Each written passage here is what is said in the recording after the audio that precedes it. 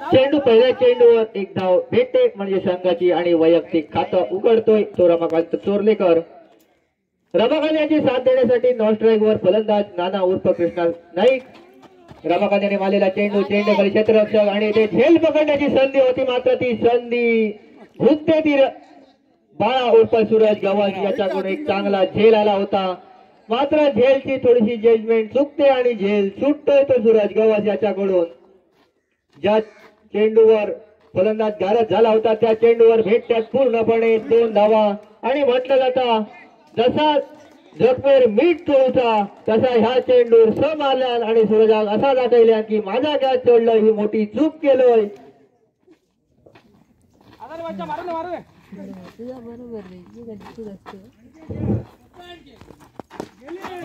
पुन्हा एकदा एक संधी मात्र आता त्या संधीचा सोनं काढतोय तो सूरज गव्हाण. ज्या चेंडूवर झेल सुटला होता त्यानंतर एक चांगला षटकार खेचला त्यानंतर पुन्हा एक संधी आली आणि रमाकांत चोरलेकर याला असं सांगावं लागेल की संधी पुन्हा पुन्हा नाही एकदाच येते. त्या संधीचं सोनं तुला करायचं होतं परंतु ते तुला करता आलं नाही आणि त्यात गोलंदाजीवर तू विकेट देऊन मागावी परतला. फलंदाजी तोच होता गोलंदाजी तोच आणि क्षेत्ररक्षक तोच आणि आता स्ट्राईकवर आलाय तो नाना. ऑफ साईडच्या दिशेने पॉइंट वर फिल्डर म्हणून ज्याच्याकडे पाहिलं जातो एक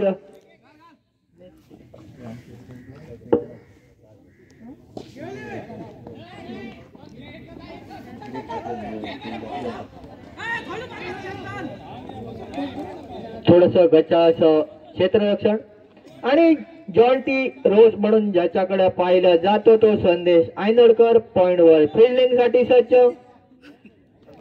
लाल कलरची टोपी परिधान केलेला हा संदेश आयनोडकर अनेक सामने घेऊन अनेक सामने जिंकून ज्याच्या डोक्यावरचे केस गेले तो हा संदेश आयनोडकर. 12 धावा एका गड्याच्या मोबदल्यात.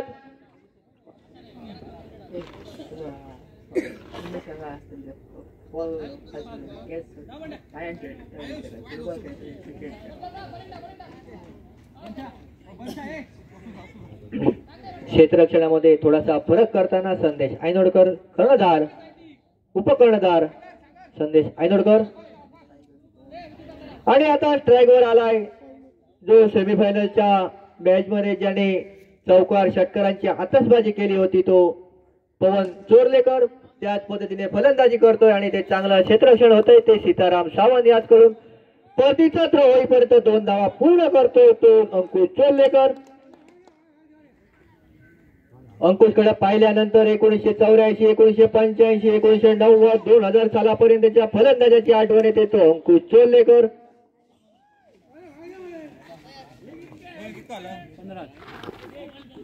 धाव संख्या पोहोचते ते एका गड्याच्या मोबदल्यात 15. दुसरं षटक प्रगती पथावर.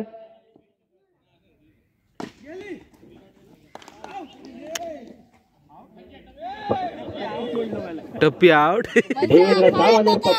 थोडासा अति उत्साही होतोय आणि ज्या चेंडू निर्धाव जातो त्या चेंडूवर विकेटचा आनंद घेतोय तो देवेंद्र उर्फ बनसो. एक चेंडू निर्धाव काढल्यानंतर दुसऱ्या चेंडूवर घणाघाती प्रहार होतोय तो अंकुश चोरलेकर याच्या कडून. 21 धावा पोहोचतायत त्या धाव फलकावर लागतायत त्या क्षत्रिय योद्धा संघाच्या.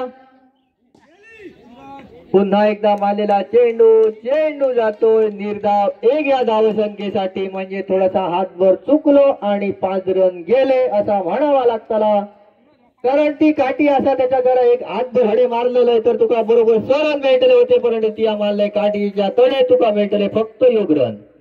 पुन्हा एकदा सुरत खेळण्यासाठी सज्ज गोलंदाजीवर आणि ते चांगला झेल पकडतोय तो देवेंद्र उर्फ बनसो म्हणजे अंकुश चोरलेकर यांची ते फलंदाजी समाप्त होते आणि पवेलियनच्या दिशेने वाटचाल करावी लागतील आणि त्याची जागा घेण्यासाठी मैदानात उतरतोय तो त्याचाच भाऊ मनोज चोरलेकर. पाहूया काय करतोय ज्यानं क्वार्टर फायनलच्या सामन्यामध्ये घणाघाती प्रहार षटकार चौकार खेचले होते आणि संघाला विजय संपादन करून दिला होता तो मनोज चोरलेकर मैदानाच्या दिशेने. आणि नाना यांनी वैयक्तिक 8 प्रत्येक सामन्यात 8, 9, 10 असे चेंडू खेळून प्रत्येकी 25, 26 अशा धावा काढल्या होत्या. तो नाना स्ट्राईक वर 22 या धावसंख्येवर थोडस धावफलक स्थिरावताना क्षत्रिय योद्धा संघाचं. आणि हा सामना जर जिंकायचा असेल तर संदेशाला थोडस चांगला क्षेत्ररक्षण करावं लागेल, काहीतरी असा जादू करावी लागेल, कारण जेणेकरून हा सामना तो आपल्या खिशात टाकू शकेल. सर्व खेळाडू इकडे तिकडे जातात, परंतु आपली जागा मात्र त्याच पद्धतीने त्याच जागेवर स्थिर राहून स्तब्ध राहून आपण कुठे हलणार नाही. आपण फलंदाजी तीच करणार, गोलंदाजी तीच अडवणार असं दाखवताना संदेश आयनोडकर.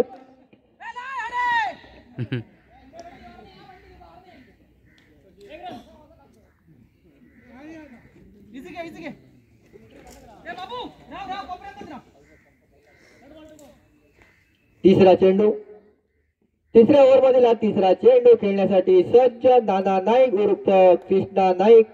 उंच मारलेला चेंडू, चेंडू जातोय सीमा पार 6 या धावसंख्येसाठी. याची जी साईड स्ट्रॉंग मानली जाते त्याच साईडला नाना घणाघाती प्रहार करतोय आणि संघाची धावसंख्या वाढवतोय 6 ने.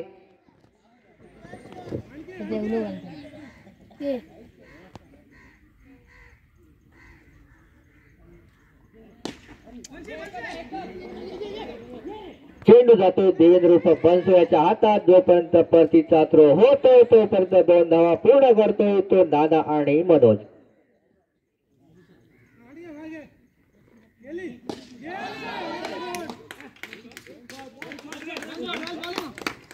ज्या चेंडूवर षटकार होता मात्र लक्ष्मण रेषा म्हटली जाते. प्रत्येक फलंदाजाला समोर एक लक्ष्मण रेषा आखून दिली आणि त्या लक्ष्मण रेषेचं उल्लंघन झालं तर आपण मारलेल्या चेंडूवर आपली विकेट जाऊ शकते किंवा ते काढलेले रन हे आपल्या खात्यात जमा होणार नाही, याची नोंद घ्यायची. उंच मारलेला चेंडू, चेंडू खाली क्षेत्ररक्षक आणि ते चांगला झेल टिपतोय तो सूरज गवस. म्हणजे इथे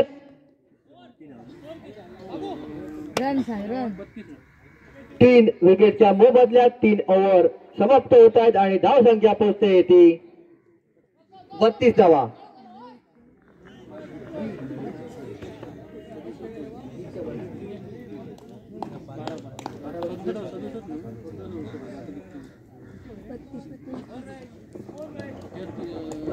धावा 35 धावांची आवश्यकता. 12 चेंडू आणि 35 धावा. सरासरी आपल्याला 17च्या धावसंख्येने चालावं लागेल ते प्रति ओव्हर. आणि आपल्याला इथे एक नामी संधी उपलब्ध झाली. पहिला चेंडू, उंच मारलेला चेंडू, चेंडू खाली क्षेत्ररक्षक आणि इथे झेल पकडण्याची संधी मात्र चेंडू थोडासा चुकतोय आणि चेंडू जातोय सीमा पार 6 ने. 6 ने धावसंख्या वाढते आणि इथे थोडस समीकरण सोप्या पद्धतीने होताना दिसतंय. म्हणजे पहिला चेंडू आणि पहिला षटकार, दुसरा चेंडू आणि कार्पेटचे सारे खेळून काढलेला चेंडू, बनसो चेंडू खाली आणि परतीचा थ्रो होईपर्यंत 2 धावा पूर्ण होत आहेत. टोटल 2 धावा पूर्ण होत आहेत या चेंडूवरती. डिक्लेअर झोन मध्ये जातोय चेंडू आणि 1 धावा मिळते ती मनोज याला.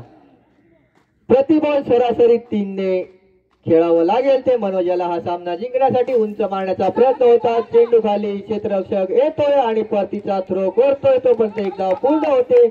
आणि या चेंडूवरच्या क्षेत्ररक्षण केलं त्याला टाळ्यांचा प्रतिसाद मिळतोय. तो सर्व बाकीच्या खेळाडू आणि प्रेक्षकांकडून तो खेळाडू आहे संदेश आयनोडकर.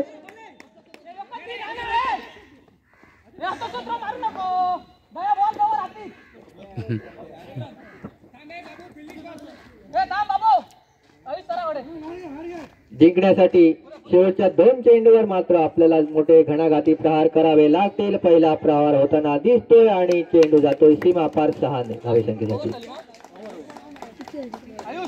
4 षटकांच्या सांगतेअखेरीस धावसंख्या पोहोचते 49 धावा.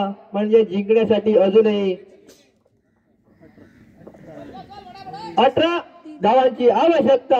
6 चेंडू आणि 18 6 3 18 म्हणजे प्रति बॉल 3 धावा. आणि इथं असं म्हटलं जातं की पॅवेलियनमध्ये आवाज येतोय की काहीतरी केला तर आमच्या अडल्यानंच, बाकी काय कोणाक जमायचं नाही, कारण त्यांनी पहिला करून दाखवले.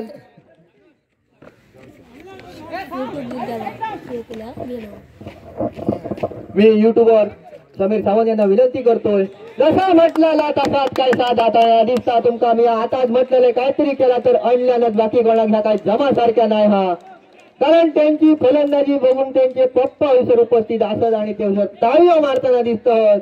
कारण त्यांनी आता म्हटलेला काहीतरी केला तर हे आमच्या बाबूनच. आणि 5 चेंडू आणि जिंकण्यासाठी 12 धावांची आवश्यकता. आयुष्याच्या पहिल्या चेंडूवर घणाघाती षटकार खेचला होता, मात्र दुसऱ्या चेंडूवर थोडस निराशाजनक कामगिरी केली ती रामचंद्र सळेकर आणि पहिल्या दिशेने माघारी परततो वैयक्तिक 2 चेंडू आणि 6 धाव संख्येवर. त्याची जागा घेण्यासाठी विठोबा ठाकूर आज आपल्याला जर आपला बर्थडे चांगल्या पद्धतीने आनंदात खुशीत साजरा करायचा असेल तर या 5 चेंडूवर आपल्याला 2 षटकार खेचावे लागतील. 2 येतले होते मरे असं काही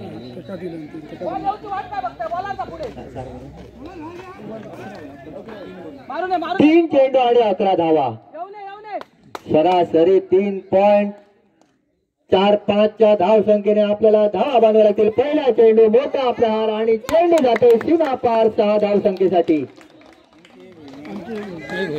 आणि 3 चेंडूवर 11 धावांची आवश्यकता असताना 2 चेंडूवर आता 5 धावांची आवश्यकता आहे ती क्षत्रिय योद्धा संघाला. आणि धडाडीचा फलंदाज अजूनही मैदानात तो ठोकून उभा आहे, तो मनोज चोलेकर. अरे बोल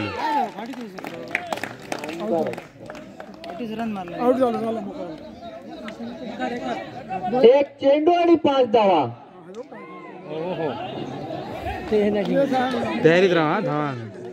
बोकल्या जसं दावले मारलंय तसं तुका आता तुझं हो पंजो मारूचो पडतलो.